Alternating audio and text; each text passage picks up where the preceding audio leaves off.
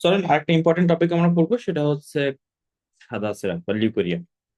প্রায় সময় কমপ্লেন শুনি যে সাদা সিরাপ যাচ্ছে, ঠিক আছে।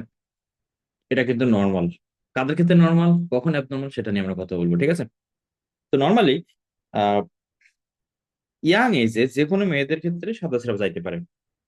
মানে যখন কেউ বয়সন্ধিকালে যায় এবং যার যখন তার মেনস্ট্রুয়েশন শুরু হয়, 28 দিনের তো টাইম আমরা জানি, 0 থেকে এটা হচ্ছে 28 দিন, এবং হচ্ছে 14তম দিনে ডিম্বপাত হয়।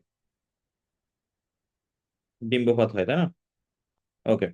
তো এই 14তম দিনের পর থেকে আমাদের শরীরে একটা হরমোন বাড়া শুরু করে, সেটাকে বলে আমরা প্রজেস্টেরন। এই প্রজেস্টেরনের কারণে নর্মালি আমাদের সিক্রেশন গুলো বাড়ে, মানে গ্ল্যান্ডুলার সিক্রেশন গুলো বাড়ে, আলটিমেটলি তখন কি হয়, সাদা সিরাপ হয়, ঠিক আছে। তাহলে কারো যদি সাদা সিরাপ হয়, আমরা অ্যাকচুয়ালি দুইটা জিনিস জিজ্ঞাসা করি: চুলকানো আছে কিনা, বাজে দুর্গন্ধ আছে কিনা। যদি এর কোনো একটা থাকে সেটা অ্যাবনর্মাল, এই যদি কোনো একটা থাকে সেটা অ্যাবনর্মাল। কিন্তু যদি দুইটা না থাকে, শুধু সাদা সিরাপ যায়, সেটা একদমই নর্মাল। সেটা কখন হয়, এই সাদা সিরাপটা কখন হয়? নর্মালি সাপোজ এখান থেকে 5 দিন পর্যন্ত মাসিক থাকবে, তার আরো 8-9 দিন পর, ঠিক আছে, 14তম দিনের পর থেকে আলটিমেটলি হচ্ছে সাদা স্রাব বাড়া শুরু করবে। এটা একদমই নর্মাল। এটা অনেকে আমরা ভয় পেয়ে যায়, অনেকে ভাবে শরীরে ক্যালসিয়াম বের হয়ে যাচ্ছে, অনেকে অনেক কিছুই ভাবে। So এটা একদমই নর্মাল। সো কারো যদি সাদা স্রাব যায়, এটা নিয়ে চিন্তার কোনো কারণ নেই। তবে যদি সাদা স্রাবের সাথে ইচিং থাকে, চুলকানো থাকে এবং বাজে দুর্গন্ধ থাকে, হ্যাঁ, তখন আলটিমেটলি এটা প্যাথোলজিক্যাল, তখন সেটা চিকিৎসা লাগবে। বাট সাদা সিরাপ কিন্তু একদমই নর্মাল। সো কারো যদি সাদা সিরাপ হয়, তাহলে কি করবেন? পরিষ্কার পরিচ্ছন্ন থাকবেন। সাবান বা ডিটারজেন্ট একটু কম ইউজ করার চেষ্টা করবেন। কারণ কি, সাবান ডিটারজেন্ট ইউজ করলে ভেজানাল পিএইচ নষ্ট হয়ে গিয়ে ওখানে বিভিন্ন ইনফেকশনের চান্স থাকে, ঠিক আছে। ঢিলা ঢালা কাপড় পরতে হবে, বেশি টাইট জামা কাপড় পরা যাবে না, তখন টাইট জামা কাপড় পরলে উল্টো ইনফেকশন হবে, ঠিক আছে।